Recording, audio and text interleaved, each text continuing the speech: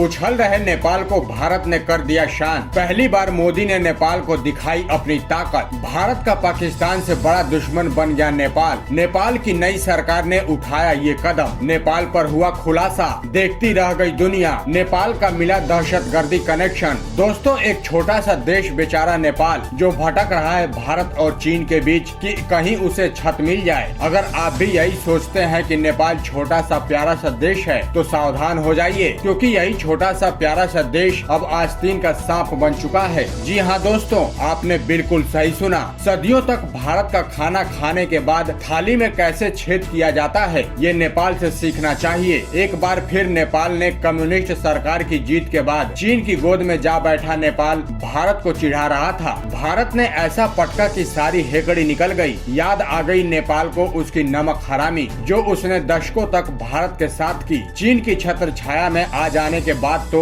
एक से एक बड़े देश बर्बाद हो गए। नेपाल भी अब उसी के रास्ते पर आगे बढ़ चुका है। लंका मालदीव जैसे देश बिक गए। पाकिस्तान है कि उसके हाथ से कटोरा छूट ही नहीं रहा। अब ऐसे में नेपाल के साथ जो धमाका हुआ है वो देखने लायक है। सालों तक नेपाल को पालने वाले भारत को छोड़कर फिर से नेपाल दूध पीते बच्चे की तरह एक बार फिर जाकर चीन की गोद में बैठ गया। नेपाल में बनी कम्युनिस्ट सरकार ने भारत के खिलाफ अपने रंग दिखाने शुरू कर दिए। ओली ने नेपाल के प्रधानमंत्री रहते भारत के खिलाफ जितना जहर उगला था वो आप जान ही रहे होंगे। यहाँ तक कि उन्होंने भारत के कई क्षेत्र को कब्जाने की बात कह दी थी। लेकिन अब समय आ गया है कि नेपाल को उसका उगला हुआ जहर खुद ही निगलना होगा। आइए दोस्तों, आपको बताते हैं कि कैसे भारत की वजह से अब मिट्टी में मिलने जा रहा है नेपाल। उसके बाद आपको बताएंगे कि कैसे नेपाल पर एक्शन के बाद भारत पर बरस पड़ा है चीन। बता दें कि भारत के पड़ोसी देश नेपाल को बहुत बड़ा झटका लग सकता है और नेपाली मीडिया रिपोर्ट के मुताबिक नेपाल को फाइनेंशियल एक्शन टास्क फोर्स यानी कि AFTF की ग्रे लिस्ट में रखा जा सकता है। काठमांडू पोस्ट की रिपोर्ट में साफ लिखा है कि नेपाल पर मनी लॉन्ड्रिंग और दहशतगर्दियों के वित्त पोषण के आरोप लगे हैं और पहले से ही आर्थिक संकट से जूझ रहे हिमालयन देश को बहुत बड़े संकट का सामना करना पड़ सकता है। नेपाल और दहशतगर्दियों को समर्थन ये कोई सोच भी नहीं सकता था। लेकिन काठमांडू पोस्ट के मुताबिक नेपाल एंटी मनी लॉन्ड्रिंग और दहशतगर्दियों को वित्त पोषण कर रहा है और पेरिस